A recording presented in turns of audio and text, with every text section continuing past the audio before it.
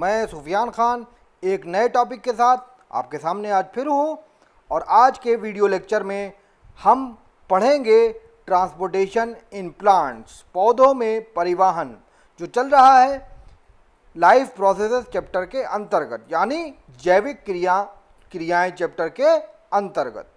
तो बच्चों, आज हम शुरू करने जा रहे हैं ट्रांसपोर्टेशन इन प्लांट्स, जिसको हम चुटकियों में सीखेंगे।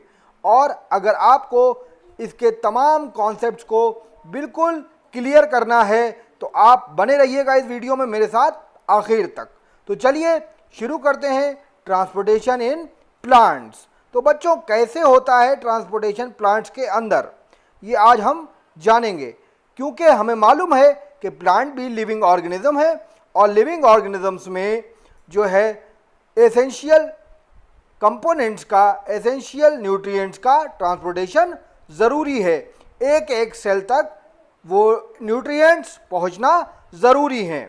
तो देखते हैं कि कैसे होता है ट्रांसपोर्टेशन इन प्लांट्स।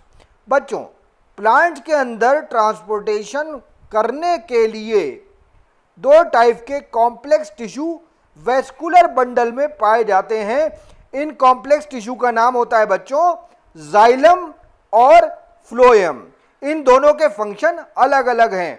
तो जाइलम जो है वो वाटर और डिजॉल्व मिनरल्स को, पानी में घुले हुए मिनरल्स को ट्रांसपोर्ट करता है with in the different part of the plants, और फ्लोएम जो है वो फूड को ट्रांसपोर्ट करता है। तो बच्चों, जो आपका वाटर है या डिजॉल्व मिनरल्स हैं वो कहाँ से कहाँ जाएंगे? वो ट्रांसपोर्ट होकर आएंगे रूट से, क्योंकि वाटर जो है रूट एब्जॉर्ब करती है। और फूड कहाँ से ट्रांसपोर्ट होकर आएगा? पत्तियों से और green parts of the plant से, क्योंकि वहाँ फूड फॉर्म होता है। तो बच्चों, सबसे पहले अब हम देखते हैं कंपोनेंट्स ऑफ जाइलम। जाइलम के कौन कौन से हिस्से हैं, इसके अंदर कौन कौन से पार्ट पाए जाते हैं। तो सबसे पहला कंपोनेंट जाइलम का है ट्रैकिड्स। ट्रैकिड्स जो हैं वो जाइलम के मेन कंडक्टिंग कंपोनेंट्स होते हैं, यानी इनका जो है कंडक्शन में सबसे अहम रोल होता है। और ये टेपरिंग एंड होते हैं, यानी इनके दोनों सिरे चिपके हुए होते हैं, बंद होते हैं। तो अब सवाल ये पैदा होता है कि जब इनके सिरे चिपके हुए हैं तो ये वाटर को ट्रांसपोर्ट कैसे करते हैं? एक सेल से दूसरी सेल में वाटर कैसे जाता है? तो बच्चों, इसका जवाब है कि इन ट्रैकिड्स की दीवार में छोटे छोटे गड्ढे या पिट्स होते हैं, जिनके जरिए पानी छन छन कर एक सेल से दूसरी सेल में जाता है, पिट्स के थ्रू जाता है। तो क्लियर? चलिए, अच्छी बात है। आगे देखते हैं अगला कौन सा जाइलम का कंपोनेंट है। अगला कंपोनेंट है बच्चों, अच्छा, और एक बात और याद रखिएगा कि जो ट्रैकिड्स हैं ये मेनली नॉन फ्लावरिंग प्लांट में पाए जाती हैं बच्चों, नॉन फ्लावरिंग प्लांट्स में। क्लियर? अब अगला जो कंपोनेंट है हमारा वो है बच्चों वेजल्स। वेजल्स भी कंडक्टिंग कंपोनेंट्स हैं बच्चों, अहम कंडक्टिंग कंपोनेंट्स हैं जो वाटर और मिनरल्स को ट्रांसपोर्ट करते हैं। और ये अहम कंपोनेंट है किसमें? फ्लावरिंग प्लांट में बच्चों। ये फर्क है, आप याद रखिएगा ट्रैकिड और वेजल में, कि ट्रैकिड्स मेनली पाए जाते हैं उन प्लांट्स में जिनमें फूल नहीं उगते, और वेजल्स पाए जाते हैं मेनली उन प्लांट्स में जिनमें फूल खिलते हैं। और ये बच्चों जो वेजल्स होती हैं इनकी दीवारें या वॉल्स मोटी होती हैं। ये क्यों मोटी होती हैं? क्योंकि इनमें एक कंपोनेंट इकट्ठा हो जाता है जिसको हम लिग्निन कहते हैं, यानी इनकी वॉल्स लिग्निफाइड होती है। और बच्चों याद रखिएगा, ये जो सारे कंपोनेंट हम पढ़ रहे हैं ये हैं डेड कंपोनेंट, सिवाय जाइलम पैरेन्काइमा के, वो लिविंग कंपोनेंट है जाइलम का। अच्छा, डेड है तो याद रखिएगा कि हार्ड होगा। हमेशा डेड चीज हार्ड होती है, और हार्ड चीज जो है मजबूती और कठोरता देती है प्लांट्स को, यानी उन्हें मजबूत बनाती है ताकि वो रेजिस्टेंस कर सकें, हवा के तेज झोंकों को बर्दाश्त कर सकें और टूटे ना। They are dead components.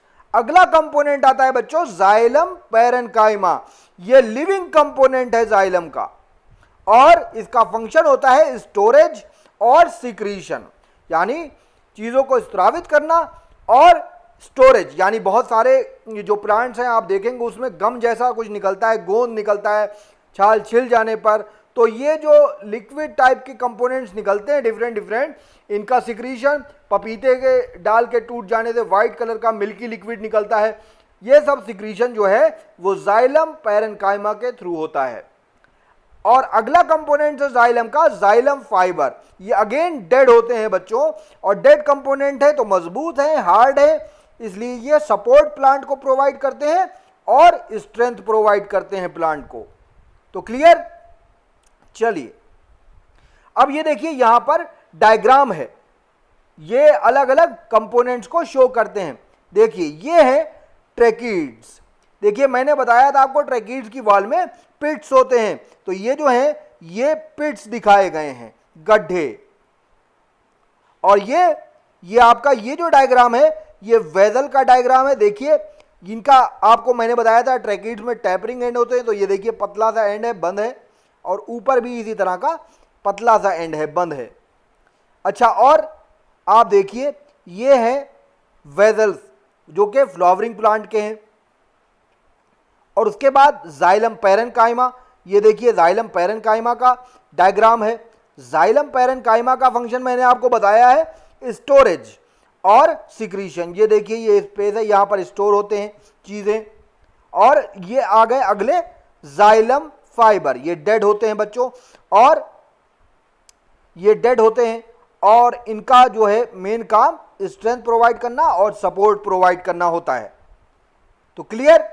चलिए ये थे हमारे जाइलम के कंपोनेंट और उनके फंक्शन। अब आते हैं फ्लोएम पर। कंपोनेंट्स ऑफ फ्लोएम कौन कौन से हैं बच्चों? कंपोनेंट्स ऑफ फ्लोएम पढ़ेंगे अब हम। तो पहला कंपोनेंट है फ्लोएम में बच्चों सीव ट्यूब।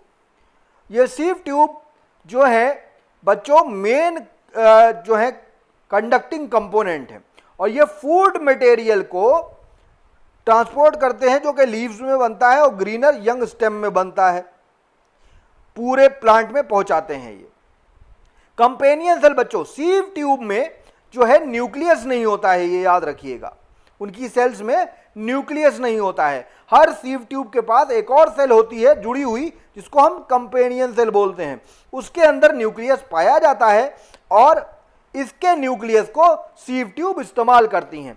और एक बात और याद रखिएगा कि सीव ट्यूब में जब यंग सीव ट्यूब होती हैं तो उनमें न्यूक्लियस पाया जाता है, जैसे जैसे सीव ट्यूब मैच्योर होती जाती हैं उनका न्यूक्लियस डीजेनरेट कर जाता है, यानी डिसअपीयर हो जाता है। तो कंपेनियन सेल की बात करें तो यहां पर आपको फंक्शन में क्या लिखा है? It helps sieve tube in conduction of food materials. तो क्लियर? अगला कंपोनेंट है बच्चों फ्लोएम पैरेन्काइमा।